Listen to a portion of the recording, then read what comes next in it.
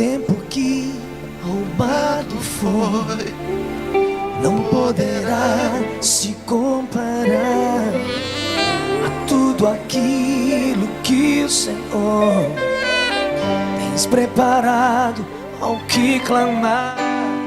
Creia, porque o poder de um clamor pode ressuscitar.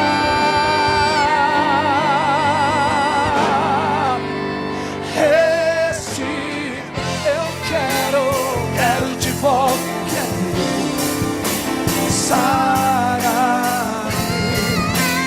Foi teu azeite e a dor. Restitui, leva-me às águas tranquilas, lava-me, Senhor, e refrigera minha alma. Restitui.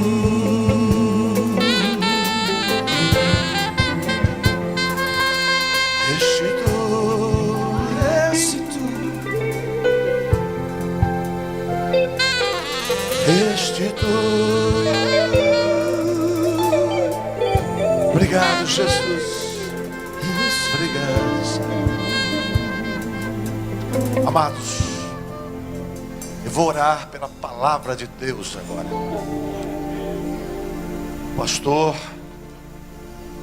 amigo, irmão, vai ministrar sobre nós. E agora, como Mato Grossense, ele tem uma grande responsabilidade, maior ainda, de falar ao seu povo daquilo que Deus colocou no teu coração. Pastor Marcos Feliciano, tem gente que está aqui desde as 6 horas da tarde, antes das 6. Fiz questão de cumprimentá-los. Eu ainda estava preparando. O tempo estava chuvoso, nós nos recolhemos para ouvir a sua pregação. 4 horas antes do evento, já tinha gente aqui. Pessoas que o senhor não conhece, mas que elas te conhecem. Pelas dezenas e centenas de mensagens que o senhor fez por esse Brasil afora. Podia dizer que o senhor podia estar colhendo frutos, mas eu quero dizer que o senhor ainda pode semear, que a terra é fértil, o povo é bom. Pai querido, abençoe este homem que tu trouxeste de tão longe para a nossa terra. Senhor, como terra que emana leite e mel, na boca do profeta, seja, Senhor, ampliado as bênçãos sobre todos nós, ampliada a tua bênção sobre a vida de cada homem e de cada mulher. Dá uma ousadia que eu sei que não falta intrepidez para ele, para dizer aquilo que tu tem que falar e quer falar ao teu povo. Unja, Senhor, com a unção santa, a unção dos valentes, a unção do profeta, a unção dos separados, escolhidos por ti, para falar a poucos e para falar a muitos, como nesta noite. Obrigado, Jesus, por ter a oportunidade de ouvir o teu servo falar das tuas maravilhas nesta noite. Visita os nossos corações, abra os nossos corações, tira, Senhor, todo empecilho na mente, para que possamos entender a boa, perfeita e agradável vontade tua nesta noite. Enche-nos do teu Espírito. Agradeço, Senhor, por cada homem de Deus, por cada pastor, por cada líder, por cada presbítero, por cada diácono, cada obreiro que estão aqui e que trabalharam e que estão trabalhando para que tudo pudesse correr muito bem. Obrigado, Senhor, por tudo. Te damos graças que este ano seja um ano incomparável para nós todos. Pedimos e agradecemos pelo teu servo nesta noite, pastor Marcos Feliciano, em nome de Jesus. Deus abençoe a todos nós. Pastor Marcos Feliciano, pregador do Senhor Jesus. Amém.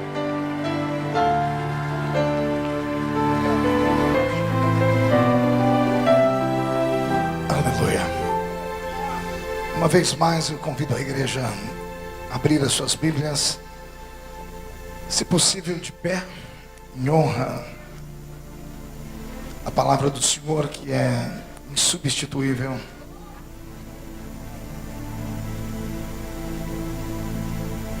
A segunda carta de Paulo aos Coríntios, capítulo de número 12,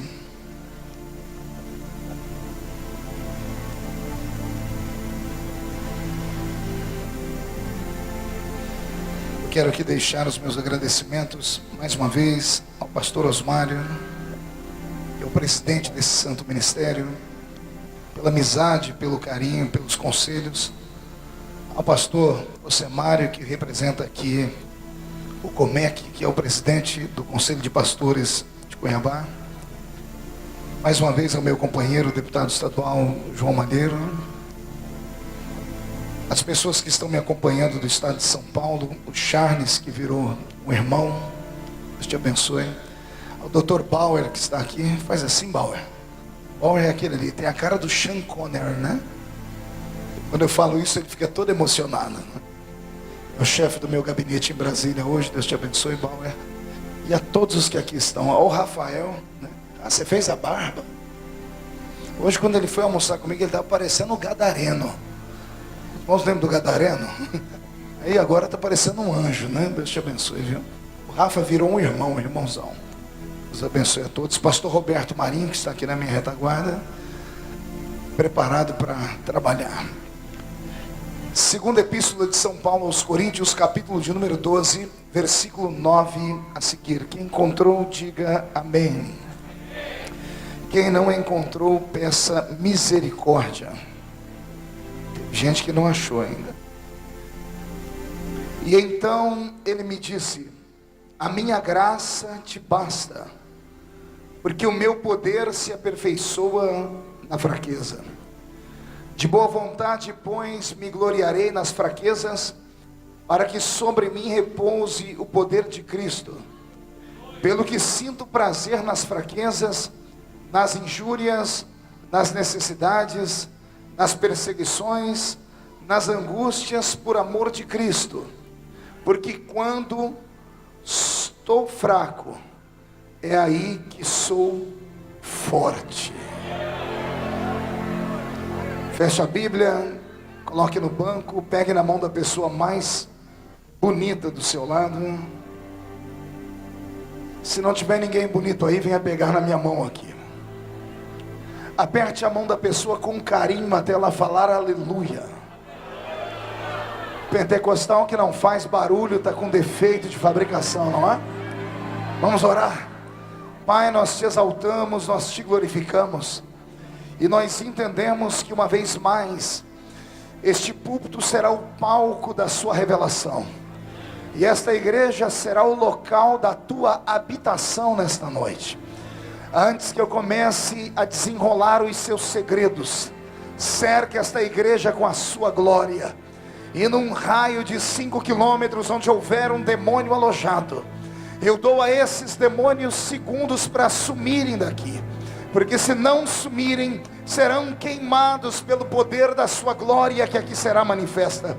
Rasga os céus sobre Cuiabá nesta noite, Senhor, e uma vez mais, troveja a sua glória sobre nós. Envia anjos dos céus à terra neste momento, que eles possam descer trazendo nas mãos brasas de fogo tirada do seu altar. Comecem a esparramar estas brasas entre nós, e onde houver um crente cheio do Espírito Santo, pega ele nesta noite, Jesus, e mostra o caminho da verdadeira adoração. E a igreja que é soberana diz amém. Os que podem, tomem o seu assento aplaudindo a Jesus, porque Ele é bom, porque Ele é maravilhoso, porque Ele é tremendo.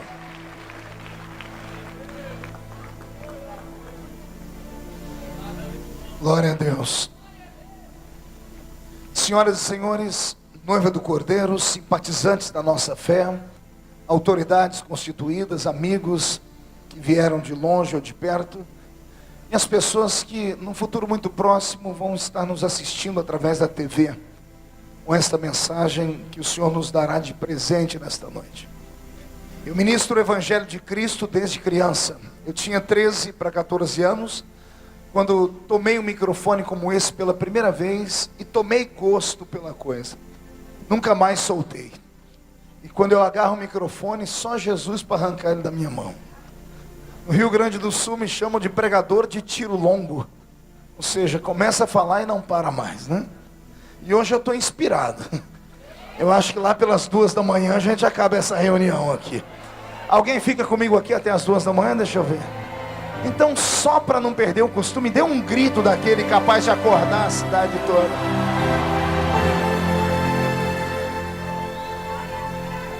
Eu amo a Bíblia Sagrada, me tornei amigo desta sabedoria.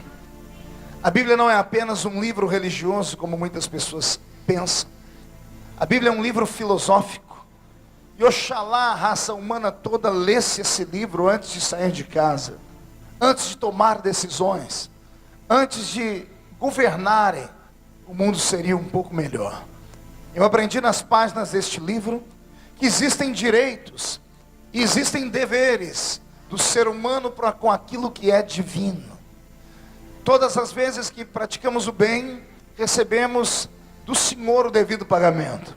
Em contrapartida, todas as vezes que quebramos a lei, somos julgados por ela e pagamos um preço por ela.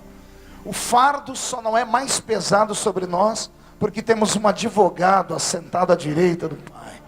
O fardo só não é mais pedante, porque todas as vezes que o diabo levanta para te acusar, Jesus Cristo se levanta para nos defender. E foi João que disse: filhinhos, não pequeis, mas se pecardes, temos um advogado para com Jesus Cristo, o justo. Quem já foi absolvido pelos seus pecados alguma vez por este grande advogado? Dê mais um grito de glória a Deus, então. Nos áureos anos de faculdade de teologia, eu me esmerei em conhecer as histórias bíblicas. Acabei me tornando não um comunicador do evangelho comum, mas um contador de histórias. E a história que eu quero contar nesta noite é uma das histórias mais interessantes, uma das histórias mais carregadas de informação que você já ouviu na vida. Então fique atento, preste atenção. Ao irmão que está do seu lado, dê um conselho para ele não te atrapalhar, porque se ele te atrapalhar, você vai chutar a canela dele ou pisar no dedão do pé dele. Porque nesta noite nós vamos fazer uma viagem só de ida para dentro do coração de Deus. A epístola aos Coríntios, escrita pelo apóstolo São Paulo, é uma das epístolas mais antigas do cânon sagrado que saíra da mente, do coração e das mãos do apóstolo dos gentios. O apóstolo São Paulo não foi apenas um pregador. Ele se destacou no seu tempo pela sabedoria, pela eloquência, pela unção, pela chamada, pela vocação e, acima de tudo, pela coragem. Pense num homem corajoso. Era Paulo. Um homem pequenino de estatura. Os historiadores dizem que ele tinha não mais que 1,5 metros. A única coisa gigante que tinha naquele corpo era a sua cabeça. Cabeça gigante, também pudera. Para escrever tudo que escreveu, tinha que ter uma massa cinzenta, um pouquinho mais exacerbada. Paulo aprendeu aos pés do Dr. Gamaliel e estudou na Universidade de Jerusalém, numa época em que o estudo era difícil e era facultativo apenas aos filhos de reis, sacerdotes e profetas. Ou seja, quando esse homem começou a aprender a Bíblia Sagrada do seu tempo, que era a Torá, ele que era judeu e se tornou entre todos o mais fariseu deles, aprendeu aos pés da maior cabeça pensante acerca da teologia do seu tempo, que era o Dr. Gamaliel. Aprendendo aos pés do Dr. Gamaliel, ele tornou-se uma sumidade. E logo, logo, foi elevado à estatura de um doutor da lei. E imagine você um doutor da lei rico. Um doutor da lei rico que torna-se fariseu. Essa mistura não ia prestar durante muito tempo. Porque um homem, por ser judeu, já era arrogante. Por ser um doutor da lei, já era pretensioso. Por ter estudado aos pés do doutor Gamaliel, já pensava que era uma espécie de quarto membro da Trindade. Ou pensava que era uma espécie de semideus. Assim era o pequenino Saulo de Tarso, que anos mais tarde se tornou Paulo de Tarso. Ao estudar um pouquinho da vida dele, apliquei a psicologia e descobri que Paulo tinha um espírito feroz, exatamente por causa das suas fraquezas e limitações como homem. Um homem de 1,5 metros, calvo por natureza. Um homem calvo por natureza de 1,5 metros que tinha problemas nos seus olhos. Quando ele escreveu a sua carta à igreja de Colossos, ele disse aos colossenses: o amor que vocês sentem por mim é tão grande, capaz até de arrancarem as órbitas dos seus olhos e doarem eles a mim. Há quem diga que além de ser Um homem com a cabeça gigante, de 1,5 metro de altura, problema nos olhos, há quem diga que ele tinha problema nas pernas, devido à queda que ele sofreu no caminho da cidade mais antiga do mundo, hoje estabelecida ainda, Damasco. Porque no meio do caminho de Damasco, ele se encontrou com uma glória divina, que nesta noite vai ser manifesta aqui em Cuiabá, se a igreja acreditar. O que leva o apóstolo Paulo, antes de ser Paulo, o que leva o doutor da lei Saulo, o que leva o fariseu Saulo a trazer sobre si a responsabilidade do término daquilo que era a princípio chamado de o caminho, uma seita que viria no futuro ser chamada de cristianismo. O que leva esse pequeno homem fariseu até o tutano dos seus ossos a ir nas autoridades políticas do seu tempo e autoridades eclesiásticas e receber deles uma carta com autorização para destruir, para desmotivar e matar em nome de Deus, se preciso fosse, para destruir esta trajetória desta seita que proliferava contundentemente. É incrível. Ele não precisava disso. Era um homem rico, eu já disse. Só os ricos estudavam na faculdade do Dr. Gamaliel. Como sendo um homem rico, era um homem que tinha condições de viajar pelo mundo inteiro, mas não. Ele se embrenhou por um caminho sem volta. Ele virou um fanático religioso e estava agora com cartas de autorização para matar aqueles que professavam a fé num tal Jesus de Nazaré. Aos pés do Paulo foram depositadas as roupas daquele que foi o primeiro mártir da igreja cristã, chamado Estevão. E a igreja deve se lembrar da história de Estevão. Devemos memorizar nesta noite o que aquele homem fez. Sendo diácono, não era presbítero, nem evangelista e nem pastor, era apenas um diácono da igreja que estava crescendo. E quando ele resolveu falar do amor de Cristo e chamar a atenção dos assassinos de Cristo, ele foi vilipendiado, humilhado e apedrejado até a morte. Mas o que mais deixou furiosos os homens é que enquanto apedrejavam Estevão, esperando ouvir um feedback de grito de dor, esperando ouvir uma espécie de rogo de praga ou maldição, porque quem está apanhando geralmente faz isso, as pessoas se aproximam e não ouvem gritos de praga, nem maldição e nem de dor. Pelo contrário, ele com a sua cabeça inchada e o seu corpo pululando sangue, eles são obrigados a ouvir a sua voz, que está emotiva, dizendo: eis que eu vejo os céus abertos.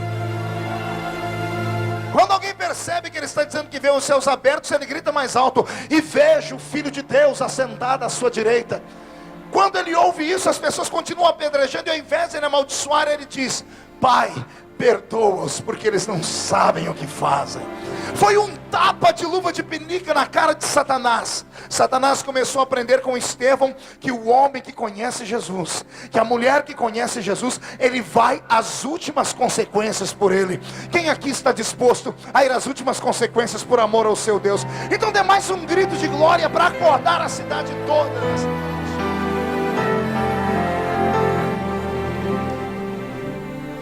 Arrancam os despojos de Estevão, as suas roupas, e lançam aos pés de um tal Saulo de Tarso. O primeiro encontro de Saulo com algo fantástico, com algo miraculoso, foi na morte e no assassinato de Estevão. Porque como ele era a autoridade máxima constituída, os homens que ali estavam arrancaram os despojos de Estevão e jogaram aos pés de Saulo.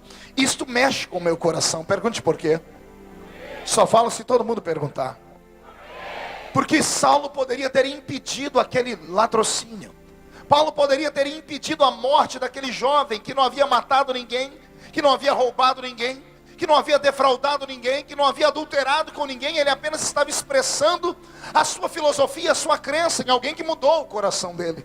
Ele poderia ter impedido o assassinato de Estevão, mas como ele, ao invés de sentir pena e dor, sentiu prazer. Paulo se tornou uma besta fera humana, um homem de 1,5 metro com uma ira do mundo, com um ódio desumano. Ele pegou todas as carências emotivas que ele tinha e jogou para cima da religião. Ele transformou a sua religião na bandeira que dava a ele direito de humilhar as pessoas, porque ele se sentia inferior. Lembra que eu disse a princípio que eu estudei a psicologia na vida de Paulo? Eu entendi que por ser um homem pequeno e calvo, ele tinha algumas debilidades. Ele não tinha, por exemplo, a aptidão de procurar um casamento entre as mulheres. Você vai ver ele contar a sua história e falar que terminou os seus dias sozinhos. Quando ele se torna um grande líder, ele diz: oxalá que os meus discípulos fossem como eu, que conseguissem ficar sem mulher, mas já que não conseguem, é melhor se casar do que se abrasar. Foi isso que ele ensina. Tudo isso devido à sua estatura, devido a complexos de inferioridade que ele tinha. Imagine ele sendo judeu, muito profundo na sua religião, onde o judeu ortodoxo faz questão de deixar o seu cabelo crescer, até porque é um princípio do nazireado. E em segundo, o judeu ortodoxo deixa crescer uma franja que dá a ele a legalidade de ser um filho de Davi. Um homem que tem sobre o seu cabelo a indumentária de ser um homem servo de Deus, ele não tem cabelos, é calvo por natureza. Isso vai fazendo com que o coração dele vai ficando apertado, e como ele tem raiva de tudo e de todos, ele usa a religião para vomitar tudo aquilo que está dentro dele. Todavia ele não contava com uma coisa: o judaísmo já tinha brigado com outras religiões, mas o judaísmo debochava das demais religiões, porque os deuses das outras religiões eram deuses palpáveis, podiam ser vistos e podiam ser tocados. O judaísmo lutava contra os seguidores de Baal, Astarote, Azera, Marduk e todos os deuses da Mesopotâmia antiga. Mas agora o judaísmo vai brigar com uma religião nova que nasce, com um Deus que também não pode ser visto, com Deus que não pode ser tocado como Deus deles, mas que pode ser sentido quando alguém ergue a voz e clama a presença dele. Mas a fúria desse nanico é tão formidável que ninguém tem coragem de barrar a sua história, a sua trajetória. Ele começa a ameaçar todas as pessoas. Ele não andava com um bando de soldados, não, era ele e mais alguns apenas. Chegavam em aldeias, destruíam os cultos. A história diz que ele matou mulheres, que ele matou crianças em nome da sua religião cega, e ele afrontou Jesus de Nazaré. Agora eu quero transportar você da terra para o céu. Eu quero que você imagine lá em cima no céu Jesus olhando para baixo, se ajeitando no trono, dizendo: está errado. Não tem um macho para encarar aquele nanico ali. Ele tem 1,5 metro. Cadê Pedro, que arrancou uma espada e enfrentou os guardas pretorianos quando eu fui ser crucificado? Cadê João, que tem autoridade? Cadê os pais da igreja? A ira e a fúria de Paulo era conhecida de maneira tão grande que ninguém parava no caminho dele. Ele se tornou uma espécie de anticristo daquele tempo, e ninguém se levantava para fazer nada. E eu imagino que uma hora lá no céu Jesus perdeu a paciência. Ele olhou para baixo e disse: já que não tem um macho para encarar ele, vou ter que eu mesmo descer lá, porque eu deixei a minha palavra penhorada. Jesus disse em Mateus 16, lembra? Ele falou: esta é a minha igreja, e as portas do inferno não prevalecerão contra ela. Já que não tem um macho para encarar ele, Saulo está indo no caminho de Damasco com as cartas de autorização. De repente uma luz explode na presença dele. Quando aquela luz explode na presença dele, os homens são aterrorizados e lançados ao chão. Ele tenta abrir os olhos e não consegue mais. Cai sobre ele um peso e ele fica cego. O coração dele acelera e só ele ouve uma voz contundente que diz para ele: Saulo, Saulo, por que me persegues? Duro será para ti a partir de hoje recalcitrares contra o meu aguilhão. Você vai ver o quanto importa sofrer para me seguir. Tendo ficado cego, foi conduzido a uma cidade próxima. Por 3 dias cego, ele empenhou por um jejum. 3 dias de jejum e oração é o suficiente para mover o coração de Deus. E Deus, que havia punido ele com a cegueira, agora vem para perdoar os seus pecados. Mas Deus cria uma situação muito linda. O Senhor, ao invés de ir direto a ele, o Senhor começa a dar exatidão e autoridade à igreja que estava constituída. Podendo Deus se levantar e fazer o que ele queria naquele momento, Deus respeitou a autoridade da igreja constituída. E o Senhor foi até o profeta da igreja.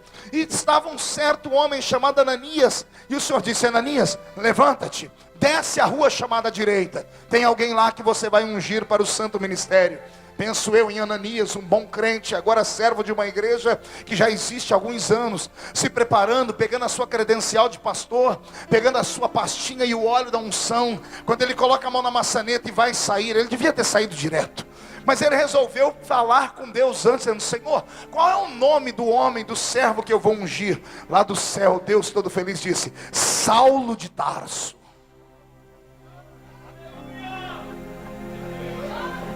Ananias, que estava com a mão na maçaneta, deve ter aberto, olhado para fora para ver se ninguém ouviu aquela heresia. fechou a porta, tirou a credencial, botou a pastinha e o óleo, falou: Senhor, calma aí, vamos conversar. Quem é que o Senhor quer que eu vou ungir? Saulo de Tarso. Aquele. Mas não é o assassino, é o assassino. Mas não é o homem que não vale nada, é o homem que não vale nada. Mas não é o homem que te odeia, é o homem que me odeia. Mas ele não vale nada. Imagina Deus se ajeitando no trono e dizendo: ô Bocó, quem manda nessa roça aí sou eu. Eu estou aqui te dando uma chance de você entrar para a história. Mas você está questionando os meus atos. Será que você esqueceu quem manda aqui? Você é empregado, eu sou patrão. Eu sou Deus, eu vejo que você não vê. Eu olho onde você não olha. Eu sinto como você não sente. Se eu estou mandando, é só para obedecer. Vai lá.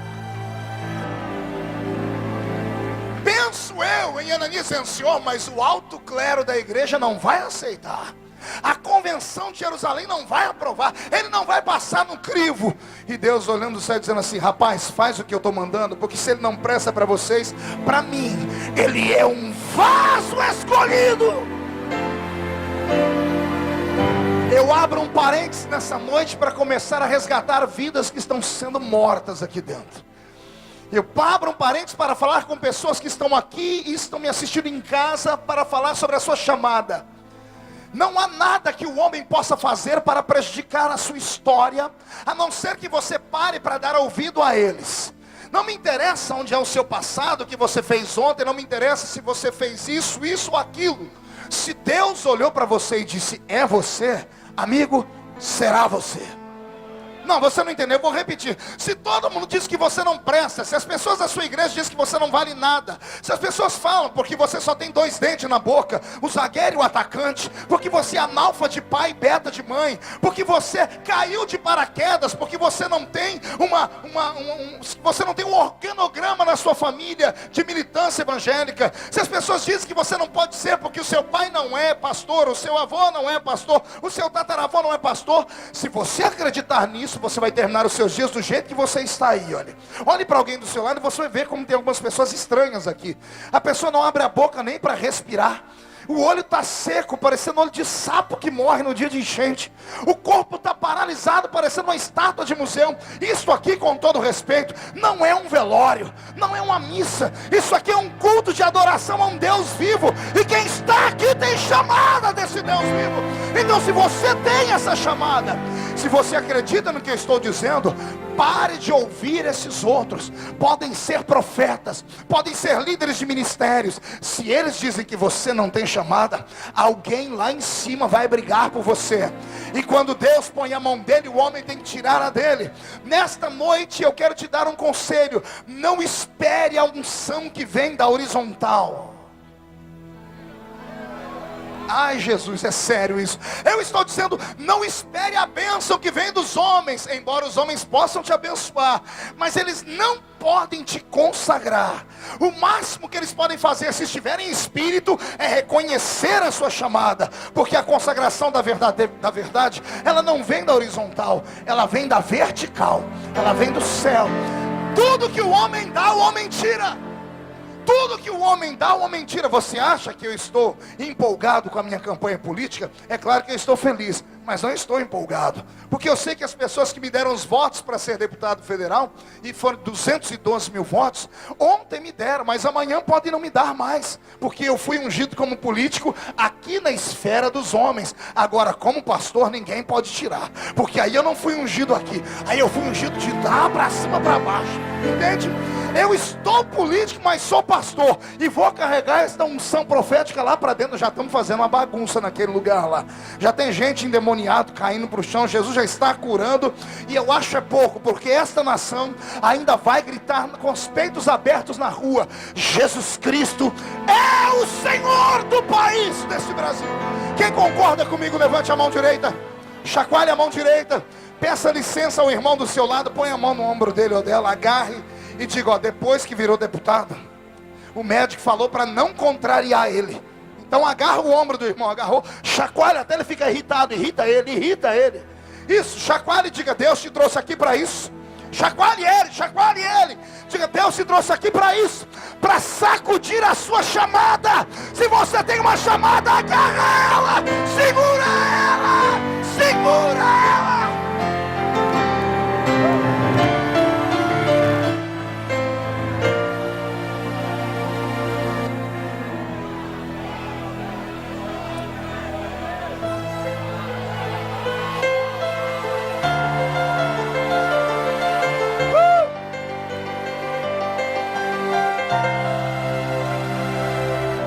lá vai Ananias a contragosto.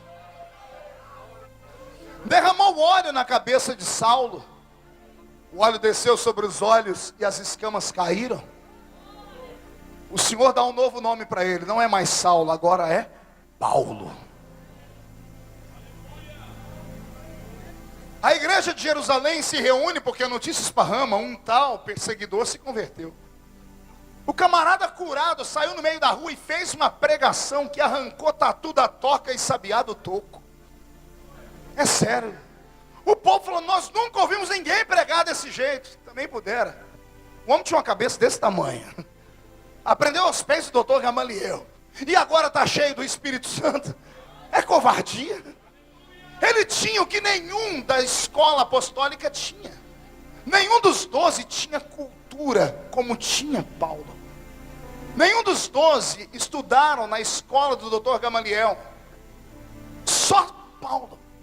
E agora quando Paulo vai pregar, ele prega com propriedade e com graça. O que acontece? Tumulto. As palavras dele são mais ferozes do que as palavras de Estevão. As palavras dele são mais imperiosas e fortes do que a palavra de Pedro. Isso provoca uma comoção. Enquanto a comoção está acontecendo, a igreja se reúne e diz assim para ele de uma maneira muito santa: irmão Saulo ou Paulo, é melhor o senhor se esconder por um tempo. Porque quando ficarem sabendo que o senhor agora está do nosso time, vão lhe perseguir. Até a poeira baixar só. E Paulo, novo convertido, e todo novo convertido, ele tem uma característica. Ele é obediente à sua liderança. E ele diz, o que é que eu tenho que fazer?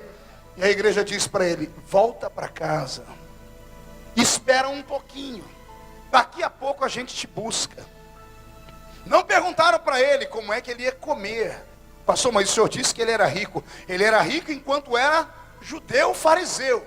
Agora ele volta para casa convertido a uma seita. Automaticamente ele foi exonerado dos cargos da família. Não perguntaram como é que ele ia, ou onde ele ia morar. Porque ninguém quer uma lepra dentro da sua casa. Não perguntaram do que é que ele ia viver, porque agora ninguém vai dar trabalho a ele, porque ele só tinha trabalhos de erudição. Era poliglota, era mestre. Mas quem é que quer um mestre louco que se converte a uma fé esquisita? Quando ele volta para Tarsis, primeiro, segundo, terceiro dia, a fome aperta. O homem que chegou a um nível maior dentro do ensinamento teológico, ele é obrigado a descer aqui no mais vil de todos os trabalhos. Ele pega uma agulha de tricotar, coisa de mulher. E ele então começa a tecer tendas para não passar fome. Quanto tempo leva para uma poeira baixar? Para um escândalo acabar? Para que as pessoas se esqueçam de alguma coisa que aconteceu? Pergunte a alguém do seu lado, quanto tempo você acha que leva? 1 ano? 6 meses? O irmão ali disse 9 anos. Quanto tempo leva? Se fosse aqui no Brasil era rápido, né? O brasileiro tem memória curta. Então imagine você quanto tempo você aguentaria esperar até que a porta se abrisse de novo. Paulo voltou para Tarsis acreditando que a igreja de Jerusalém viria recuperá-lo depois. Respira fundo e diga para o seu irmão, não se escandalize. Passou 1 ano e ninguém se lembrou dele. 2 e ninguém se lembrou dele. 3, 4, 5 e ninguém se lembrou dele. 6, 7, 8, 9 e ninguém se lembrou dele. 10, 11, 12, 13, 14. 14 anos abandonado, jogado às traças. 14 anos esquecido pela religião agora a qual ele se converte. 14 anos sendo humilhado sem a família. 14 anos passando necessidade. Onde é que você acha que ele tirou aquele sermão quando perguntaram, você não tem medo de morrer? Não tem medo de passar fome indo para a obra missionária? E ele diz, eu sei padecer necessidades, como sei viver em abundância. Nada me separa do amor de Cristo.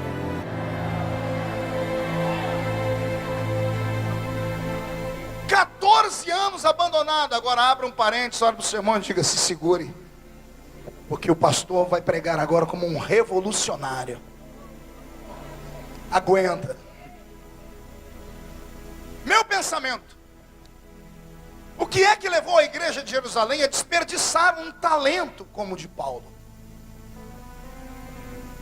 Eu sou pastor de ministério novo, Charles. Nós temos 2 anos. E o que eu mais busco é alguém que tenha competência, que tenha chamada, que tenha talento, que tenha graça para pregar. A igreja de Jerusalém é nova. Ela poderia usar Paulo agora como uma espécie de garoto propaganda. Era isso que eu faria. Não é isso que acontece com a igreja quando um artista se converte? A pessoa não está nem liberta, ainda a gente já põe no púlpito. Porque a gente diz, todos os que olham para o artista vão querer vir para a igreja também. Pois a igreja de Jerusalém faz o caminho contrário. Eles pegam Paulo e sepultam a chamada dele. Por quê? Só há uma explicação. Pedro e os anciãos daquela época, quando viram um homem eloquente, com uma sabedoria incrível, com uma graça divina, e ouviram a história de Ananias ainda, dizendo, olha, foi Deus que chamou o homem. A igreja que está crescendo, naquela época não era mais um ovinho, já era uma instituição. E toda instituição, quando começa a crescer, ela tende a se corromper, porque começa a ter disputa de poderes e valores.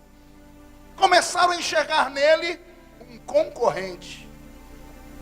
Olharam para ele e disseram, se esse homem vier para o nosso meio, ele vai tomar o ministério da gente. Ele vai tomar a igreja da gente. Então a melhor coisa que tem é a gente afastar ele. Desde aquela época, já existia preconceito com quem chega com uma visão diferente, com uma chamada poderosa. Esta palavra de Deus para você agora é para te confortar. Você não é o único que sofre injustiça. Você não é o único que as pessoas querem destruir. Você me conhece, eu prego desde criança. São centenas de DVDs. Alguém já assistiu um DVD meu aqui?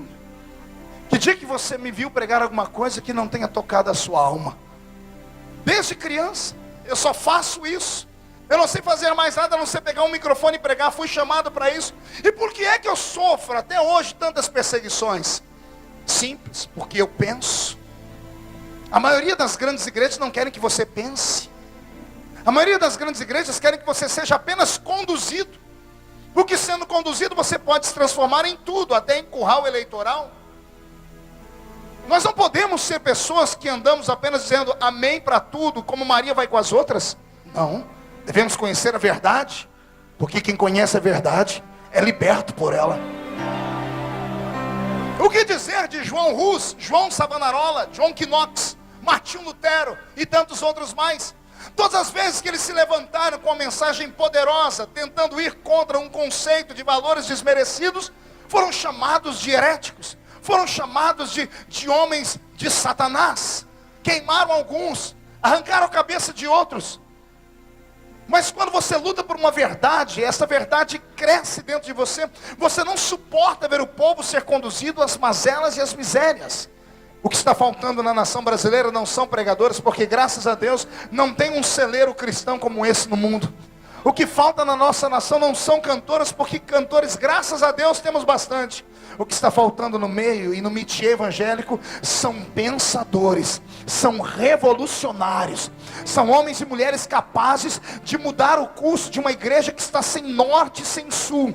O meu sonho nesta noite é que aqui em Cuiabá Deus levante esta igreja para virar essa cidade de cabeça para baixo, para mostrar a Satanás que ele não pode manipular. Ele pode até tentar, mas quando existe uma igreja que ora, que clama, que fala em línguas estranhas e que diz que Jesus Cristo é o Senhor, o diabo se levanta, mas é obrigado a cair no chão.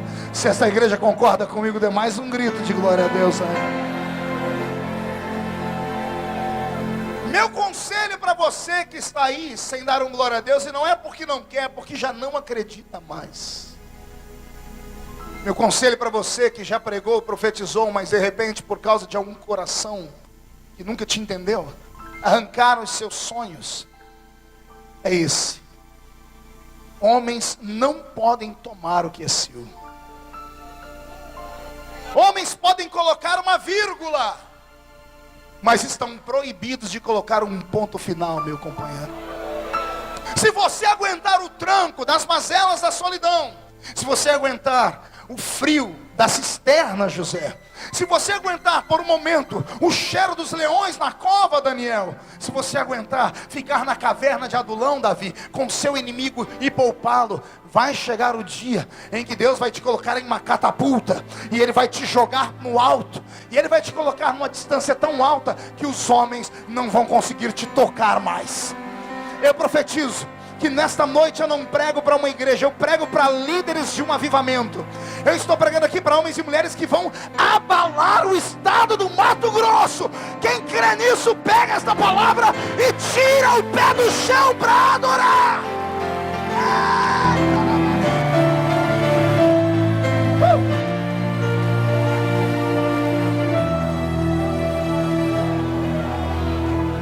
O único capaz de roubar o seu sonho é você mesmo. O maior inimigo do homem é o próprio homem. Enquanto você achar que não pode, você não vai poder. Enquanto você sentir pena de si mesmo, você será um coitadinho miserável.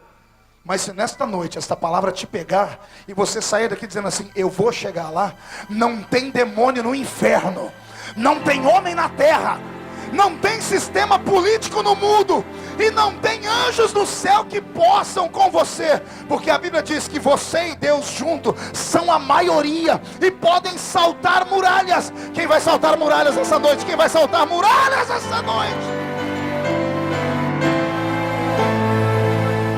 Eu entendo o medo de Pedro e do conselho de Jerusalém, eu entendo. Não é que 14 anos depois a igreja já está grande, opulenta, o ministério cresceu, as arrecadações são muitas. Pedro lançou um sistema de administração que quebrou a metade de Jerusalém. Ele fez todo mundo vender o que tinha e colocar aos pés da igreja. Alguns morriam de fome, mas o alto clero da igreja estava financeiramente abastado. Quando a igreja está abastada desse jeito, ninguém mais pensa em obra missionária. Eles só fizeram aquilo que Jesus mandou pela metade ainda. Cuidaram de Jerusalém, cuidaram das províncias e se limitaram ao reino dos judeus. Se esqueceram de nós, os gentios. Se esqueceram dos europeus. E se os europeus não são evangelizados, nós do ocidente não seríamos também. As Américas não teriam conhecido Cristo. Quando isso acontece, a igreja levanta um homem chamado Barnabé. Qual é o nome dele? Acotovele o seu irmão, diga: você conhece Barnabé? Pergunte para mim: o senhor conhece, pastor? É claro que não. Eu só sei do nome dele. Eu não sei, não tem uma pregação dele na Bíblia. Eu não sei o que ele fazia. Possivelmente era alguém que tinha um dízimo muito alto lá, um empresário. E aí, para alegrar o coração dele, deram para ele uma igreja para pastorear, uma igreja lá em Antioquia. E a igreja de Antioquia que deram para ele era uma igreja desmerecida pelo alto clero dos apóstolos, porque era uma igreja que só tinha gente pobre e gente com a cor da pele escura. Ninguém queria pastorear na Antioquia. Então mandaram Barnabé. Ainda bem que Barnabé era um homem santo. Pergunte por quê. Ao invés de ir de qualquer jeito só para mostrar que tinha agora a chamada, ele temeu a Deus e, buscando em oração, disse: Senhor, eu não sei pregar, eu preciso de ajuda. Aí vem o Espírito Santo no ouvido dele e diz assim: Barnabé, vai em Tarsis. Tem um menino lá fazendo tendas. O nome dele, Paulo de Tarso. Vai lá. Barnabé entra pela cidade. Eu imagino ele perguntando: alguém aqui sabe onde tem um tal de Paulo? Ninguém conhece Paulo lá. Depois de perguntar bastante, ele deve ter caído a ficha. E se um tal de Saulo aí? Ah, nós conhecemos um Saulo que enlouqueceu. O homem era rico, poliglota, agora está ali num canto fazendo tendas. É um homem de coração fechado, semblante sisudo. É um homem amargo. Lá vai Barnabé. Tu entra na tenda de Paulo, está Paulo sentado com as pernas cruzadas, costurando uma tenda. E ele entra sem delongas e diz assim: irmão Paulo, sou Barnabé da igreja de Jerusalém. Fui chamado para a obra missionária, estou indo para a cidade de Antioquia pregar. Não consigo ir sozinho porque não tenho a chamada e nem eloquência, mas o Senhor tem. Tem coragem de vir comigo?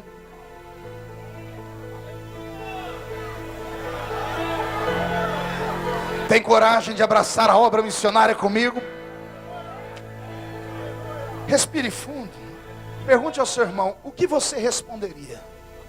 Lembrando que você passou fome por causa da igreja. Você perdeu a família por causa da igreja. Você perdeu a sua profissão por causa da igreja. A igreja mentiu para você. E agora vem a igreja pedir sua ajuda. 14 anos depois, o que é que você responderia? Seja sincero. A maioria de nós ia pegar uma pedra e ia jogar em Barnabé. Ia mandar ele caçar o serviço. Mas quem chamou aquele baixinho cabeçudo foi o Senhor. E quando a chamada vem de cima, ela não acaba, Charles. Quando a chamada vem do céu, Bauer, ela queima no peito da gente. E não importa o tempo, a gente sabe que qualquer dia ela vai explodir. A história diz que Saulo ou Paulo não respondeu nada. Ele só levantou, começou a desmontar a tenda. Baixinho, sisudo, foi lá, pegou o seu dromedário, o seu camelo, colocou o que tinha em cima do camelo, sentou no dorso do camelo e gritou: vamos embora, Barnabé. Eu estou atrasado, tem 14 anos. A minha chamada está travada aqui dentro, tem 14 anos. Faz 14 anos que eu estou no óleo. Eu estou soltando fogo pelas ventas. Eu quero agarrar o diabo pelo chifre, esfregar a cara dele no chão e chutar ele para o inferno. É hora de cumprir a chamada.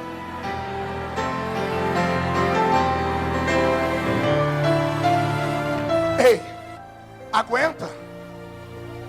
Eu acho que por esses dias Jesus vai mandar um Barnabé visitar você aí. Quem acredita? Quem acredita? Quem acredita que a sua história ainda não acabou? A igreja pode até ter dito, o clero pode ter dito, as pessoas podem ter dito, com todo respeito à medicina, aos seguidores de Hipócrates, até eles podem ter dito que terminou a sua vida. Mas quem escreve o último capítulo da vida do crente é aquele que tem a vida na palma da sua mão. O meu Deus pode te fazer renascer das cinzas. Ele pode te dar um nome mais poderoso do que o antes. Eu profetizo que a glória da segunda chamada será maior do que a glória da primeira. E se tem alguém que concorda comigo, dá mais um grito para acordar essa cidade.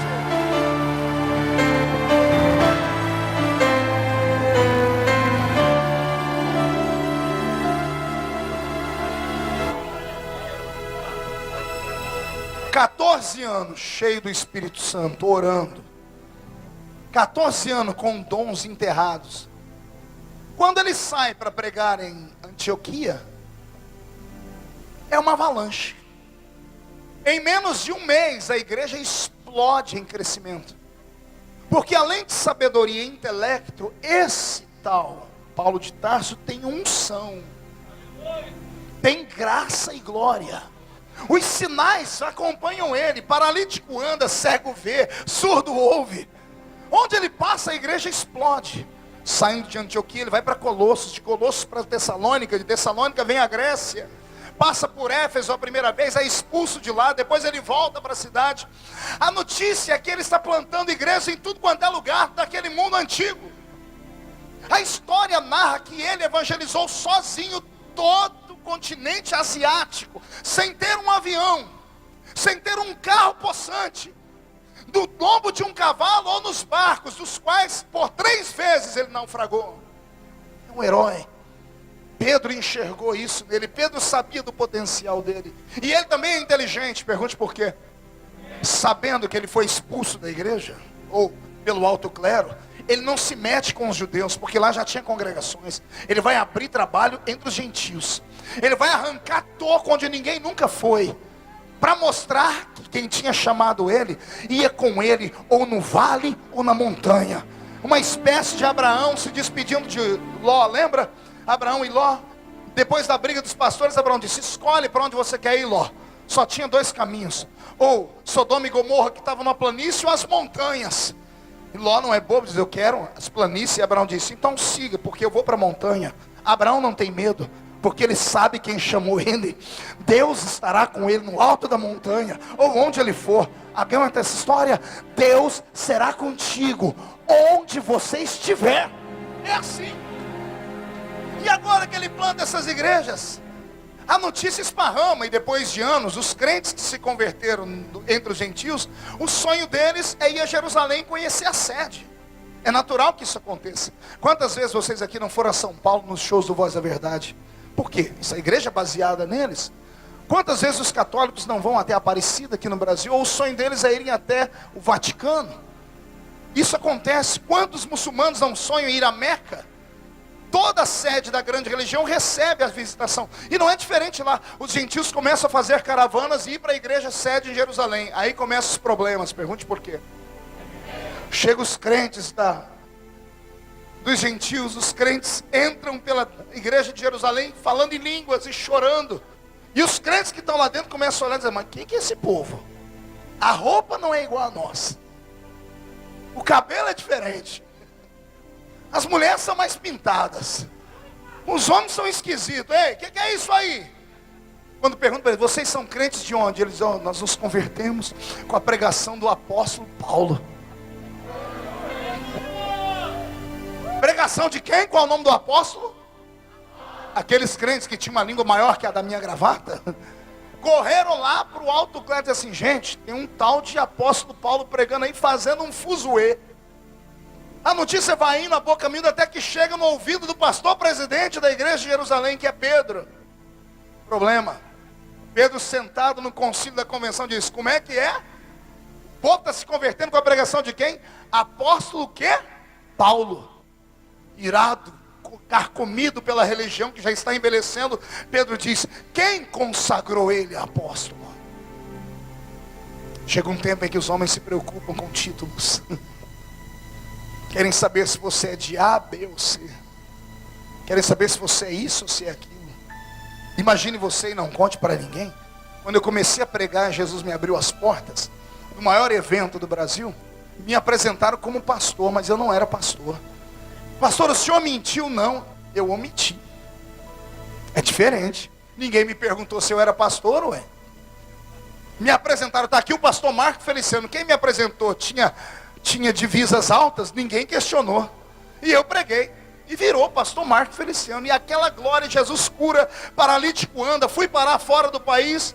Voltei o segundo ano, não conta para ninguém. Eu era diácono. Na hierarquia me botaram como pastor. Vou fazer o quê? Até que um belo dia alguém falou assim: o senhor pertence a que convenção? Eu disse: o que é? Cadê a sua credencial? Eu disse: o que é isso? Alguém: você não é pastor? Eu disse: eu sou diácono. Então você mentiu? Eu disse: não, ninguém nunca me perguntou para mim se eu era pastor. Vocês que falaram que eu era pastor. E eu recebi a profecia. Ué. Cada vez fala: está aqui o pastor, diz: eu recebo em nome de Jesus. Por causa da falta do título, me proibiram de pregar no Brasil inteiro. Quando me colocaram diante dos doutores da lei, eu fui falar: mas por onde eu passo, o cego vê, o surdo ouve, o paralítico anda e Jesus salva. Aí eles disseram assim: não importam os sinais, porque para a igreja envelhecida, eles não querem saber se Jesus te usa. Eles querem saber se eles falarem assim para você: senta, e você senta. Levanta, e você levanta. Vira, e você vira. Querem saber se você pode ser manipulado. Querem saber se você pode ser um fantoche. E todas as vezes que você questiona, te chamam de rebelde. Se você não questiona, você morre por dentro, porque você começa a ficar preso, sufocado, porque a religião nem sempre dá as respostas que queremos. É por isso que de vez em quando Jesus tem que levantar uns malucos. Tem que levantar alguém que vira Marte, alguém que vai sofrer calúnia, pancada, mas que vai virar profeta. E escute, podem matar o profeta, mas não podem matar as profecias que saíram da boca dele. Quem aqui se candidata ao cargo de profeta para o Mato Grosso? Então recebe esta unção agora.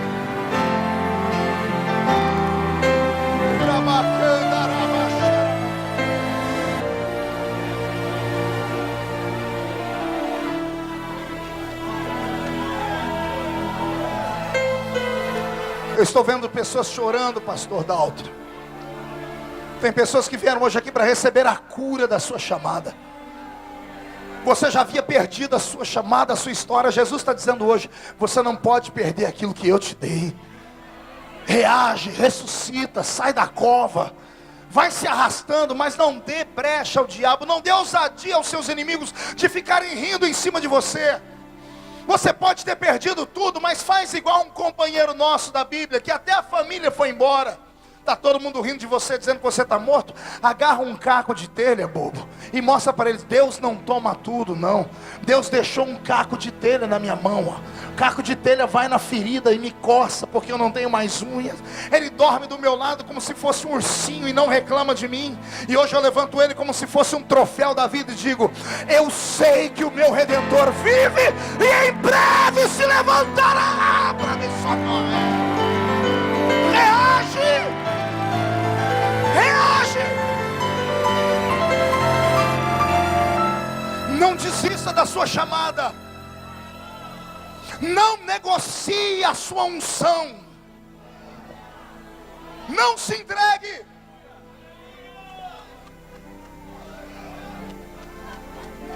A igreja ficou furiosa. Mandaram buscar Barnabé, porque não tinham poder sobre Paulo, mas sobre Barnabé tinha. Então Barnabé vem e traz a tiracolo Paulo. Depois de passar por uns crivos, ele apresenta Paulo para o alto clero. E Barnabé tira o corpo fora. Eu nunca chamei ele de apóstolo. Consagrei ninguém, não. É o povo que chama ele de apóstolo. Vou fazer o quê? Aí lá vai Pedro e Paulo. Beto, uma música de tensão. Duelo de titãs. Pela primeira vez, ou pela segunda vez, só que agora com um crivo ministerial, está Pedro e Paulo. O gigante da fé cristã e o gigante sobrevivente dos gentios. Dois homens cheios do Espírito Santo. Dois homens responsáveis pelo crescimento das igrejas, mas que não comungam da mesma visão, mas são ungidos. Pedro, como está na sua terra, olha para Paulo e pergunta: quem te consagrou apóstolo? Pedro não pergunta mais nada. Pedro poderia perguntar para ele: como é que você ganhou o dom de ressuscitar mortos?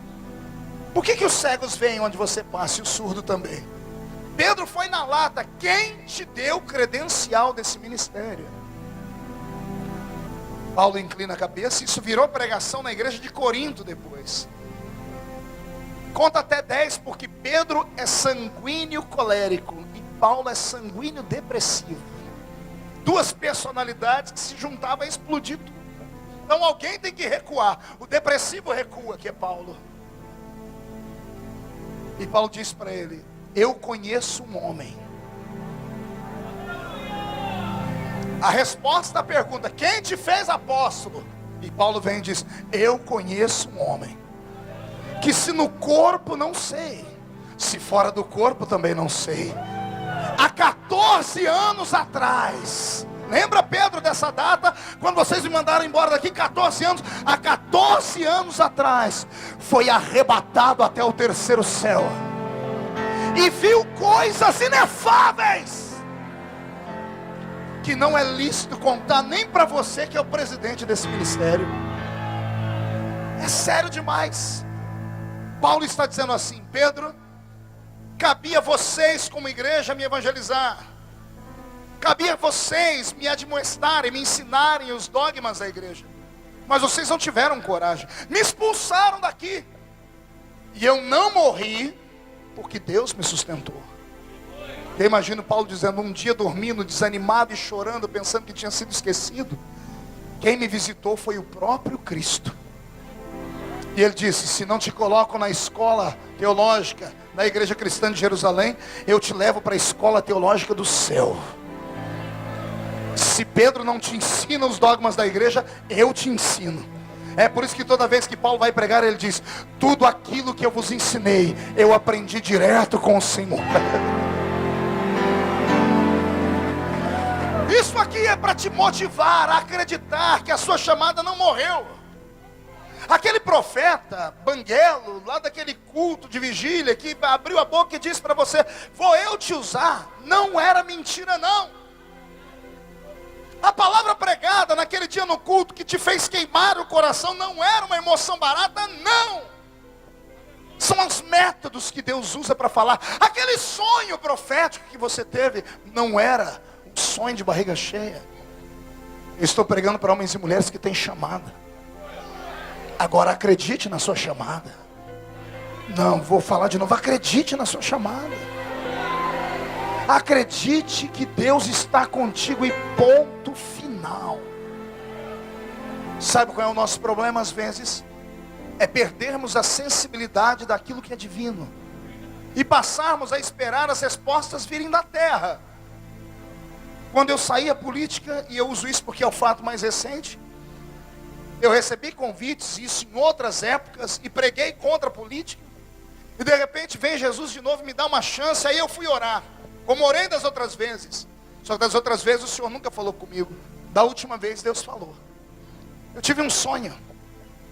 Eu estava com uma pasta escrito Cruzadas, e eu bati em uma porta escrito governador. Eu contei isso para o pastor Dalton na época. O pastor Dalton lembra disso, e o pastor Alcemário também lembra. Quando eu batia na porta, lá de dentro alguém perguntava quem é, eu dizia, é o pastor Marco Feliciano, e a porta não abria. Eu batia de novo, e alguém dizia, quem é? Eu disse, é o pastor Marco Feliciano do programa de televisão, e a porta não abria. Porque eu tinha um projeto de cruzada para os estados. Quando eu estava desanimando, indo embora, a pasta mudou, as letras apareceram. Deputado federal evangélico mais votado da história. Aí eu virei, bati na porta, alguém disse quem? Eu disse, é o deputado federal evangélico mais votado do estado de São Paulo. A porta não abriu, ela foi arrancada. E eu acordei. Você crê que Deus fala? Aí começamos o problema, porque eu fui buscar apoio, ninguém me apoiou. Todas as igrejas que eu ajudei, em momentos de dificuldade com as minhas pregações no estado de São Paulo, bateram a porta na minha cara. Porque cada uma delas tinha o seu candidato oficial. E como tinha o seu candidato oficial, na época da campanha, eu deixei de ser um santo pregador para ser um profano político na mente deles. Com raríssimas exceções, eu estou falando dos grandes ministérios, potentados. Igrejas pequenas, graças a Deus, abriram a porta. Mas o único que me apoiou contundentemente, não pedindo voto, mas me deixando pregar, foi o reverendo Dr. Samuel Ferreira, líder de Madureira em São Paulo. Com exceção dele, nenhuma outra igreja abriu as portas. Aí eu falei para aqueles dois ali, eu falei, estou frito. Porque meu reduto é a igreja, ninguém quer me apoiar. De repente lanço em São Paulo o filho do presidente das nossas convenções, diz, pronto, na minha igreja já não vou ter mais voto, porque é o filho do presidente. Aí o Senhor falou comigo, faz aquilo que eu te chamei e deixa que eu cuido do resto. Eu falei, Senhor, mas eu só sei pregar. O Senhor disse, vai e prega. Senhor, mas eu não tenho condições. Nenhum crente me ajudou. Aí vem Jesus e manda um ímpio, me deu um caminhão de som. 50 cruzadas em São Paulo. Nenhuma delas eu falei de política. 6.000 almas se converteram. E de repente vem Jesus e diz, agora de presente você me deu 6.000 almas. Eu te dou uma votação expressiva em São Paulo. Sabe o que eu estou te dizendo? É que se você não acreditar nos seus sonhos, eles vão esmorecer. Deus não pode te obrigar a nada. Estamos na graça, na época da graça vivemos no livre-arbítrio. É você quem vai. Deus desenha e diz assim, o plano é esse, aceitar é com você. Eu posso te dar isso, mas você vai ter que lutar por isso. Se você não acreditar, é melhor desistir mesmo. Mas se você acreditar, se prepare. Quem te viu passar na prova e não te ajudou, quando ver você na bênção, vão se arrepender. Vão estar entre a plateia e você no palco. Vão olhar e ver Jesus brilhando em você.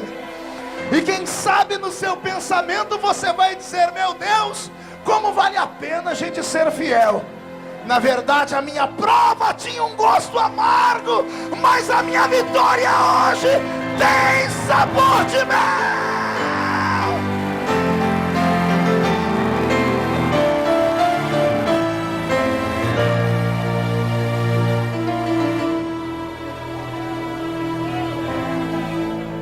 Respire fundo e diga para o seu irmão, ufa. Não, vamos ensaiar um teatro, diga, ufa. Eu pensei que só eu sofria. Depois deste embate, contra fatos não há argumento. Pedro teve que se curvar ao ministério de Paulo, porque tinham sinais, mas mesmo assim não havia uma amizade muito boa entre eles. Um dia Pedro, num outro concílio, numa outra convenção, teve a orelha puxada por Paulo. Paulo olhou para ele e disse assim: Cefas, por que quando você está perto dos gentios você age de um jeito, e quando você está aqui entre os judeus você age de outro? Pedro estava sendo político, chutava com os dois pés. Ele ia lá nas igrejas de Paulo, onde o povo comia carne de porco, onde o povo tinha cultura deles, e não reclamava. Mas quando chegava aqui entre os judeus, ele dizia: quem come porco vai para o inferno. E Paulo não aguentou aquilo. Paulo disse: ô hipócrita, quando você vai lá na minha igreja, você recebe as ofertinhas de quem come carne de porco, Pedro. Foi a igreja de Éfeso que eu plantei que socorreu Jerusalém quando ela estava morrendo, Pedro. Politicagem sempre existiu. O tempo passa. Paulo se torna um eremita. Prega contundentemente, cria uma história. Não haveria o cristianismo que temos hoje se não fosse por ele. Ele desmistificou o judaísmo do cristianismo. Porque a igreja de Pedro era uma igreja cristã judaica, ou um judaísmo cristão. Foi Paulo que começou a arrancar as raízes do judaísmo da igreja. E ele plantou um ministério puro. Então o que temos hoje é exemplo da pregação de Paulo. Ele foi perfeito, pastor? É claro que não. Tem coisa que ele escreveu aqui, que nos ensinou que quando eu chegar no céu, eu vou olhar, se não tiver nenhum anjo do meu lado, eu vou dar um coque na cabeça dele. Eu vou falar: ô Paulo, por que você não pensou na gente? Por que você não explicou quando você escreveu, por exemplo, para a igreja de Corinto, para as mulheres não cortar o cabelo? Por que você não falou: isso aqui é só para as mulheres gregas? Porque se ele tivesse feito aquilo, a Assembleia de Deus aqui no Mato Grosso não sofreria. As mulheres que têm 30 anos ficam, infelizmente, já chegam a ficar com cara de 50. Não teriam que passar por esses constrangimentos. Tudo porque ele não ensinou lá a igreja de Corinto, dizendo: esta doutrina do cabelo é só para a Grécia. Pergunte por quê. Só responde se todo mundo perguntar fazendo biquinho. Ah, que povo fofo. Eu quero mudar aqui para o estado do Mato Grosso desse jeito. Viu? Aliás, eu já sou matogrossense também, né? Então escute. Quando Paulo prega para os gregos, ele faz missão transcultural. Então ele adapta a sua igreja ao sistema daquele povo. Paulo descobriu que entre os gregos havia um fetiche, uma tara. A tara dos gregos era por nuca feminina. Assim como os americanos é por seios, o brasileiro é por bumbum, os gregos eram apaixonados pela nuca feminina. Pegue todas as imagens de pseudas deusas gregas que você encontrar. Alguém já viu uma imagem de uma mulher sem os braços? Artemis é uma das deusas mais conhecidas da Grécia. Todas as deusas gregas estão com um coque feito na cabeça. A sua nuca está exposta, porque era a parte mais sensual. E Paulo, quando prega o seu cristianismo ali, ele ensina as mulheres a não despertarem a sensualidade dos homens gregos. Ele diz o quê? É melhor que as mulheres não cortem o cabelo, porque se cortar vai mostrar a nuca. Mas aí ele dá uma ressalva: se precisar cortar, então rape tudo de uma vez. Então não é poderio, não é poder, era uma estratégia. Então, se tiver que cortar rápido, porque a mulher com a cabeça rapada não esboçava nenhum tipo de sensualidade. Então, por causa de algumas coisas como essa, por exemplo, tem mulher aqui que chegar no céu e ver Paulo, vai correr atrás dele com um pedaço de pau. Paulo disse: mulher na igreja tem que ficar calada. Opa, está escrito na Bíblia. Você já leu isso? Mas ele estava ensinando um povo de um sistema antigo. E naquele mundo antigo a mulher não tinha valor nenhum diante da sociedade, a não ser subserviente ao marido. Ele deveria ter explicado isso. Então existem coisas que ele escreveu que só ele deu conta. Vai ele falar para a gente: era melhor que ninguém fosse casado como eu.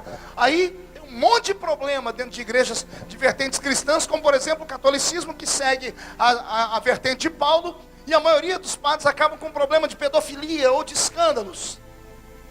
Então existem coisas que ele ensinou que funcionou em um tempo, e em outro tempo já não pode funcionar mais. Ele não era perfeito. Ei, ele não era Deus.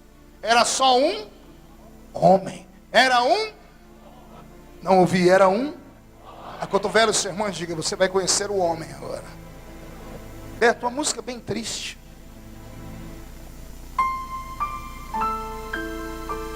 Um dia, esse homem que pregou tanto, enfrentou o clero, enfrentou o diabo, enfrentou o inferno, se deparou com o pior inimigo dele, ele mesmo. Ele se deparou com o inimigo dele e ele começou a perceber que teve coisas que ele ensinou à igreja que ele não dava conta de cumprir. Isso é sério, hein? Isso é sério. Ele criou doutrinas que estabeleceu elas, mas ele não dava conta de executá-las. Foi por isso que ele escreveu assim, pastor Dalton: o bem que eu quero fazer, eu não faço. Mas o mal que eu não quero, faço todo dia. Sabe o que ele está dizendo? Eu ensino coisas boas, mas eu não consigo viver. Como eu não consigo viver, ele começa a se autoflagelar, dizer: miserável homem que sou. A palavra miserável vem de miseris. Miseris significa sujo, podre, porco, doente, vazio, estranho. Eu não tenho tempo para falar as outras palavras que são mais impropérios. Ele, o homem que fundamentou a nossa fé, que nos ensinou o caminho, que foi arrebatado ao céu, que viu Jesus, que curou todo mundo, no fim da vida ele olha para o céu e diz assim: eu sou um hipócrita, porque tudo que eu ensinei eu não dou conta de fazer. Deus chama ele para uma conversa. Ei, conversa comigo. Qual o seu problema? Meu problema é que eu tenho um espinho. Como é que é? Senhor, eu tenho um espinho na carne. Onde é o espinho? No espírito? Na alma? Na mente? Onde é o espinho?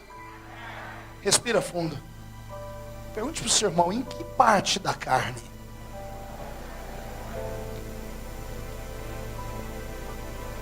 Será que o espinho de Paulo era nos olhos, pastor Rafael? Será que ele cobiçava o que não devia? Será que o espinho dele era nos ouvidos? Os ouvidos também estão na carne. Será que ele ouvia o que não devia? Será que o espinho dele era nos pés? Será que ele ia onde não podia?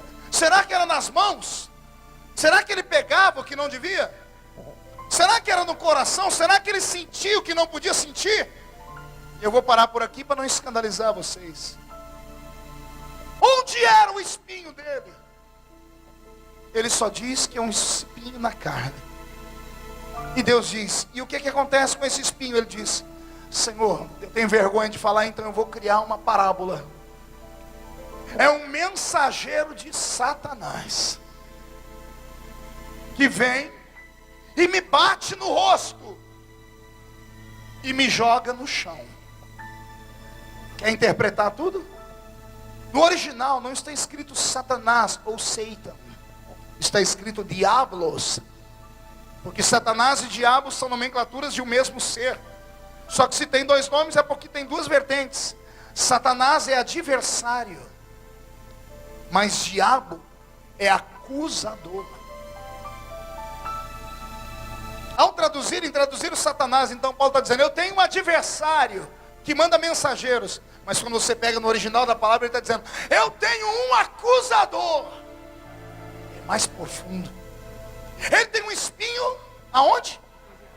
Aí vem o mensageiro do acusador. Está entendendo? Tenho que desenhar? Ele está dizendo que ele tem uma fraqueza humana, um desvio no caráter. Ele não é anjo, é homem igual eu e você. E ele está dizendo: tem um mensageiro do diabo que me bate no rosto. Bater no rosto é o ato mais humilhante que um homem pode ter. Foi por isso que Jesus disse: se baterem no rosto, não mata não, dá o outro lado para bater. Esse acusador o envergonha, porque o ato é miserável. E o pior vem agora: além de bater, joga ele no... Não é ele que se joga, ele é jogado. Então ele está dizendo: eu estou caído. Pesada a mensagem? Será que eu estou te escandalizando? Será que eu estou tirando de você o respeito que tinha por Paulo? Não, se isso está escrito na Bíblia, é para nós entendermos que Deus não usa super-homens, que Deus não usa Mulher Maravilha. Isso é para você entender que se Deus pegou um cidadão como ele, que era assassino, se converteu e mesmo assim continuou tendo algumas crises existenciais e problemas, e mesmo assim Deus deu a ele uma chance, o Senhor está dizendo: respira, eu posso fazer com você o que eu fiz com ele.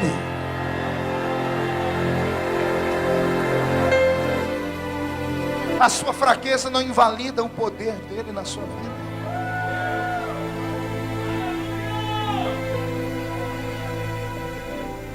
Vem a parte mais linda, quando ele vomita e diz: o mensageiro bate no meu rosto e me joga no chão, me deixa caído. A alma dele entra em profunda agonia. A vontade dele é morrer. A vontade dele é que aquele peso chamado culpa saia dele. Mas ele criou um sistema filosófico sobre a culpa. Ele, Paulo, ele disse: quando você tiver visto alguém com pecado, procure alguém para confessar. Ele tinha arrumado o caminho para aliviar a pessoa da culpa. Procura alguém e confessa. Se o irmão não quiser confessar, chama diante numa audiência. Se então ele não quiser confessar, então entregue ele ao diabo. Ele havia ensinado a maneira de aliviar a culpa. Mas se ele cumprisse o que ele ensinou, ele tinha um problema. Pergunte por quê. Imagine ele ir confessar para o líder máximo da igreja. Imagine Paulo indo diante de Pedro. Falar: Pedro, pequei.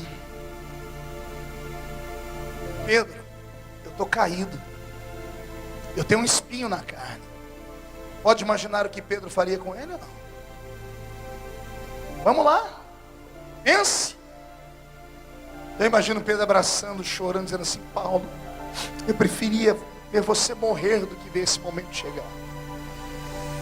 Paulo, a igreja te ama, nós vamos fazer de tudo para te ajudar. Todavia, você não pode mais pregar. Você não pode mais ensinar. Você não é mais exemplo. Você vai ter que entregar a sua credencial, porque depois daquele dia que você me contou do seu apostolado, eu fui obrigado a te dar uma credencial dessa igreja. Se Paulo confessa a Pedro, nós não teríamos os seus escritos na Bíblia. Tudo que ele fez, a igreja ia dizer: não presta para nada. Porque não é assim que as pessoas fazem. Quando alguém tem um ministério de 10, 15, 20, 30 anos, ganha almas, prega, canta, quando ela desliza, todo mundo esquece o que a pessoa fez.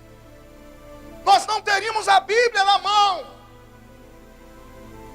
Possivelmente nós, os gentios, não teríamos sido alcançados pelo Evangelho.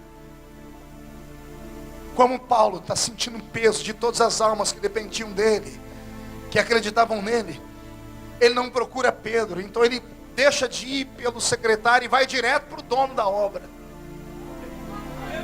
Ele dobra o joelho e diz: e agora, o que eu faço? Eu me mato, me atiro em algum lugar como Judas? Lá do céu Deus abre a boca e diz: Paulo, sim senhor, Paulo, a minha graça te basta. Oh, aleluia, aleluia. Ria masui andrebele quebra la barra. A minha graça te basta. Não é a graça da igreja, não é a graça do ministério, é a minha, Paulo. A minha graça te basta.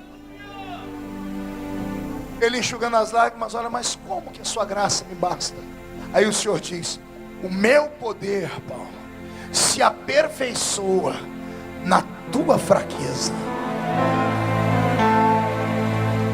Senhor, explico, Paulo. Quando você está forte demais, santo demais, você exclui as pessoas. Você xinga, você diz que aquele não presta para estar na minha obra. Quando você está puro demais, você não pede minha opinião para nada. Mas quando você está como agora, um lixo, quando a igreja não pode te dar nada, é a mim que você procura. E quando você se dobra na minha presença, você faz a minha divindade ter utilidade. Você dá valor ao sangue derramado na cruz. você faz o meu sacrifício ser verdadeiro, porque é para isso que eu existo. Eu existo como médico para curar o doente. Se não tiver doente, eu não preciso estar lá. Mas como você veio aqui, Paulo, a minha graça te basta.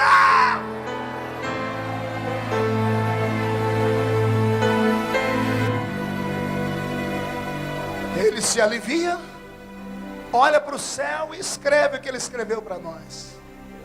Sorrindo, ele diz: me gloriarei, não mais nas almas que eu ganho, não mais nos hinos que eu canto, não mais nas igrejas que eu fundamento, mas me gloriarei na minha fraqueza, nas minhas mazelas e necessidades. E se alguém perguntou a ele, ele respondeu: porque quando eu estou fraco, é aí que eu sou forte. O original traz uma tradução perfeita. Algumas Bíblias mais novas deturpam a tradução. As Bíblias mais antigas que estão aqui na mão dos crentes leram exatamente esses dois verbos na mesma frase: quando eu estou fraco, aí eu sou forte. Algumas Bíblias mais atualizadas dizem: quando eu sou fraco, aí eu sou forte. Essa tradução é errada. A tradução certa é antiga. São os dois verbos na mesma frase. Ele está dizendo: quando eu estou fraco, porque estar é um verbo passageiro. Você está hoje, mas amanhã não vai estar mais. Você caiu ontem, mas amanhã você vai estar de pé. Estar é passageiro. Agora quando ele diz eu sou forte, ele não mente. Ele está dizendo: ainda quando eu estou fraco, eu continuo sendo forte. Você não entendeu? Eu vou repetir. Ainda que você esteja num vale da sombra e da morte, se entender que você é forte, o diabo é obrigado a sair da sua frente. O mais fraco crente aqui nesta noite é mais forte do que o império das trevas inteiro de pé. E eu quero que o diabo vá se lascar no inferno, porque o sangue de Jesus Cristo ainda nos purifica de todo o nosso pecado.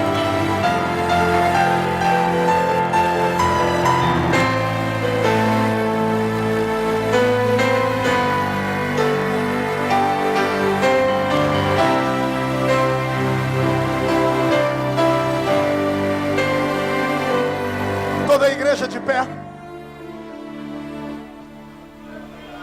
Eu vou fazer um pedido. Ninguém saia antes do fim dessa mensagem, amém? Por que não, pastor? Porque nós encaramos o diabo de frente. Se você sair antes da bênção apostólica, o culto não vai ser completo. Perca o ônibus, perca a pizzaria, a última sessão do cinema, mas não perca a bênção de Deus sobre a sua vida. Feche os olhos. Esta noite eu não vim pregar para os fortes. Os fortes não precisam de pregação. Eu não vim pregar para aqueles que estão com a sua chamada brilhando. Esses não precisam de empolgação. Eu vim pregar nessa noite para a gente que perdeu a esperança. Para a gente que sofreu preconceito na igreja, que foi humilhado por sacerdotes,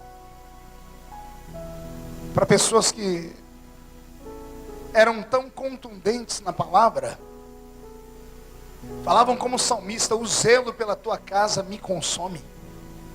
E quando cometeram um deslize, um pecado, começaram a se julgar e dizer: eu não mereço e não presto mais.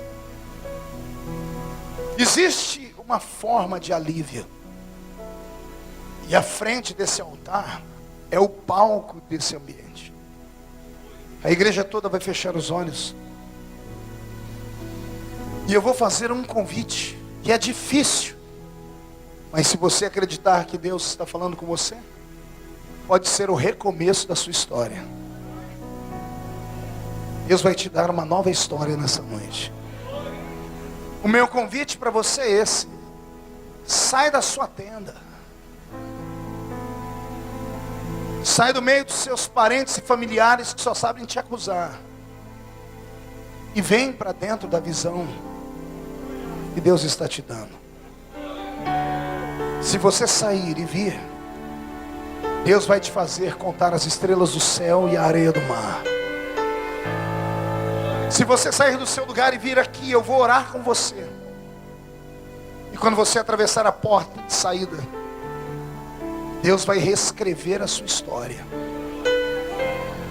Porque eu sei que Jesus Cristo está disposto a te dar um novo recomeço. Se você está abandonado pela igreja ou abandonou a igreja, se você está afastado dos caminhos do Senhor por 1 milhão de motivos, Deus te trouxe hoje aqui para isso, para reescrever a sua história. E quem ver, verá, para ver você ainda chegar lá no pódio, com uma faixa campeão da fé. Ainda vão ter que ver você pregar, cantar, escrever, administrar empresas, governar, porque quem escreveu a sua história foi Deus, não foi homem. Se você puder, saia do seu lugar e venha ficar em pé aqui perto de mim. Enquanto isso, a gente canta, Beto. Sai de tua tenda, ó filho meu, te mostrarei as estrelas do céu. Sai de sua tenda, ó filho meu, te mostrarei a areia do mar.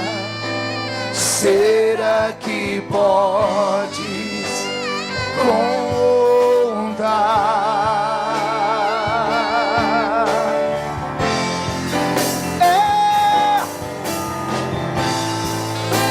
Será que podes imaginar tudo aquilo que eu sonhei para ti, filho meu? O que minhas mãos fizeram para ti, filho meu? Minha bênção será sobre ti. Uma nova história Deus tem pra ti. Um novo tempo Deus tem pra ti. Tudo aquilo que perdido foi, ouvirei de sua boca, te abençoarei.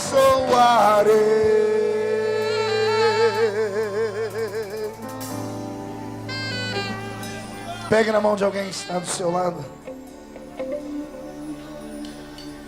Oxalá que a sua família tenha vindo com você à frente. Porque na essência de uma chamada, algo deve ser respeitado. Primeiro, vem Deus. Segundo, vem a família. E terceiro, vem o ministério. A família é a estrutura que fica do nosso lado quando ninguém acredita na gente. Então não desmereça a sua casa. Feche os olhos. Chora mesmo. Derrama suas lágrimas. São centenas de pessoas que estão à frente, os corredores estão lotados. Há uma atmosfera de quebrantamento. Deus está sorrindo no céu. Deus está olhando, enxergando homens e mulheres que voltaram a acreditar na chamada. E você que me assiste em casa com a câmera aqui, você que vê esse DVD agora, o que ele faz aqui no Mato Grosso, ele quer fazer na sua casa, na sua igreja, na sua história. Não dê ousadia ao diabo, não dê ousadia aos homens. Acredite na sua história. Quem te chamou foi o Senhor, e Ele vai cuidar de você.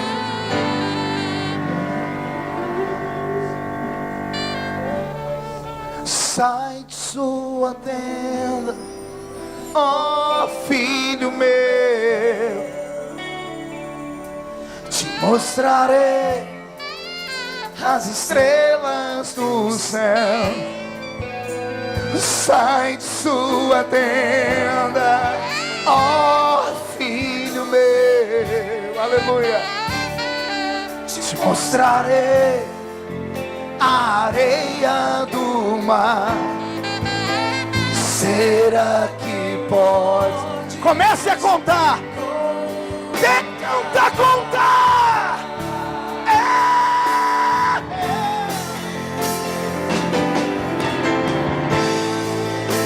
Será que podes imaginar tudo aquilo que eu sonhei para ti, filho meu? O que minhas mãos fizeram para ti, filho meu? Minha bênção será sobre ti. Uma nova história Deus tem pra ti. Um novo tempo Deus tem pra ti. Tudo aquilo que pedido foi, ouvirei de sua boca, te abençoarei. Uma nova história Deus tem pra ti. Um novo tempo Deus tem pra ti.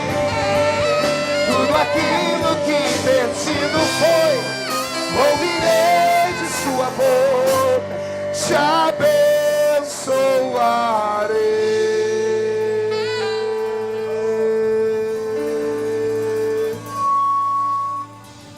Incline a cabeça.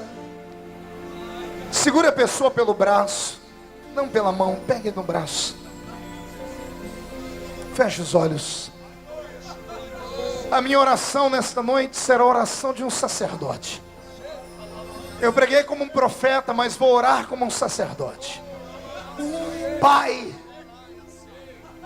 aqui na minha frente estão os seus Paulos, homens e mulheres cheios de defeitos, homens e mulheres que sofreram os embates da vida, gente rejeitada pela família, gente rejeitada pela igreja, gente com uma chamada incrível, mas que nasceram brilhantes demais, e o brilho deles acaba ofuscando dos demais.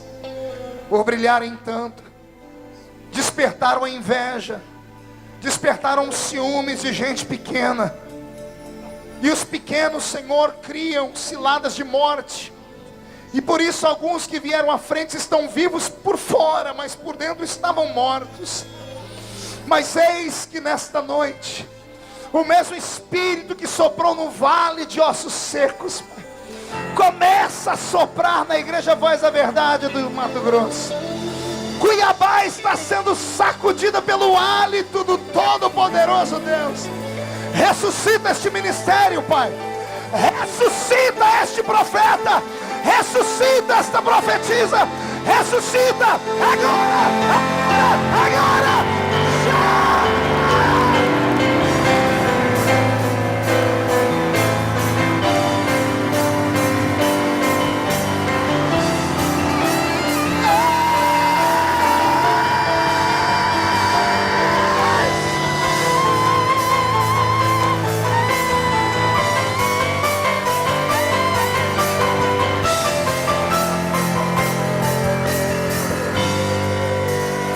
Receba nesta hora, receba o poder que você precisa para se levantar desse vale de humilhações. Recebe nesta hora a plenitude da graça de Deus. A sua fraqueza está sendo motivo de honra para Deus. O poder de Deus está se fortalecendo na sua fraqueza. Eu profetizo que os demônios de acusação começam a sair, começam a perder as forças. O sangue de Jesus Cristo está sendo mais uma vez aspergido sobre todos os que aqui estão. Eu determino e profetizo como sacerdote que todos estão perdoados, perdoados,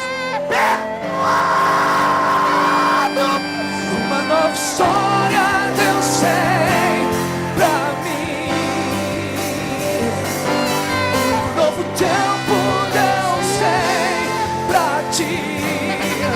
Tudo aquilo que perdido foi, ouvirei de sua boca, te abençoarei.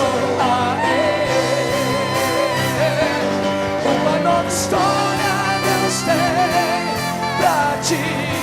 Novo tempo, um novo tempo Deus tem pra ti.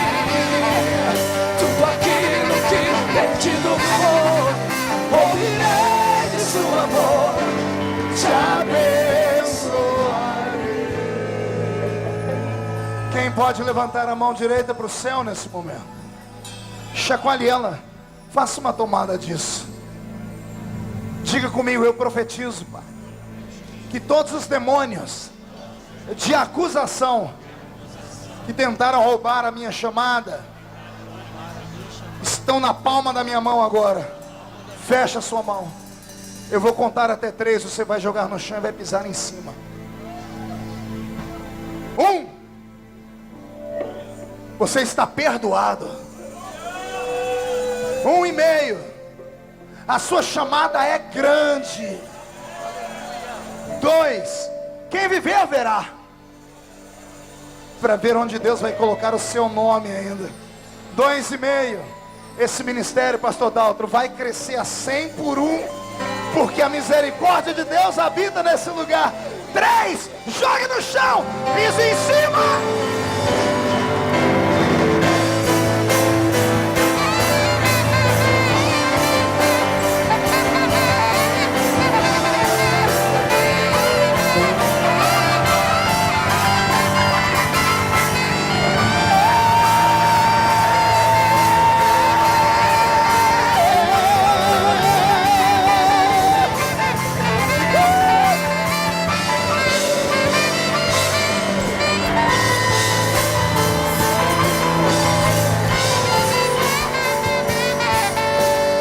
Abrace 3 pessoas, mas é aquele abraço de quebrar a costela.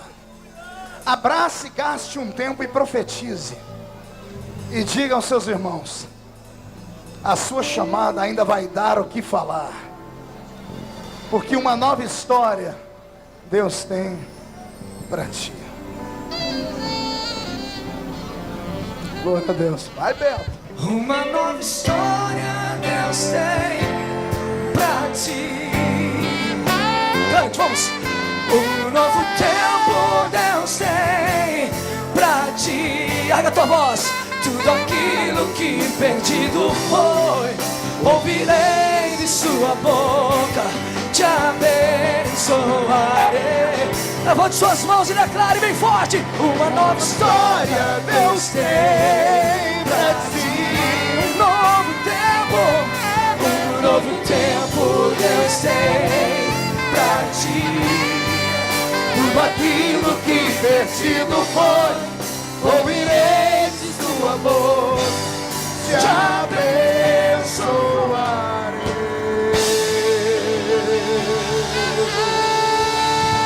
Ei, escute o que eu vou falar agora.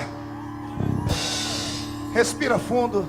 Pegue na mão de alguém do seu lado de novo, só um minutinho. Pegue na mão do seu irmão, segure na mão dele. É profético o que eu vou dizer aqui.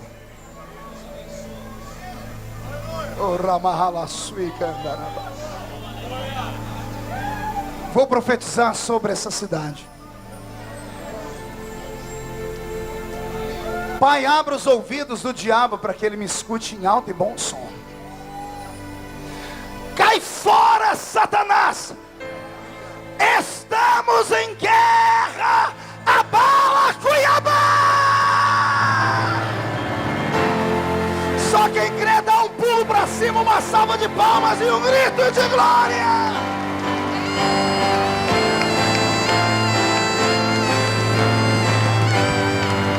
Uma nova história Deus tem pra ti.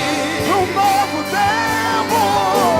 tempo Deus tem pra ti.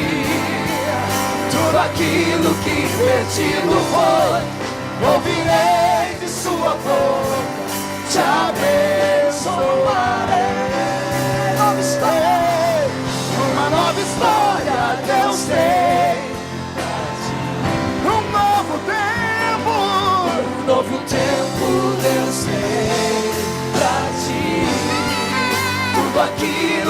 perdido foi, ouvirei de sua boca.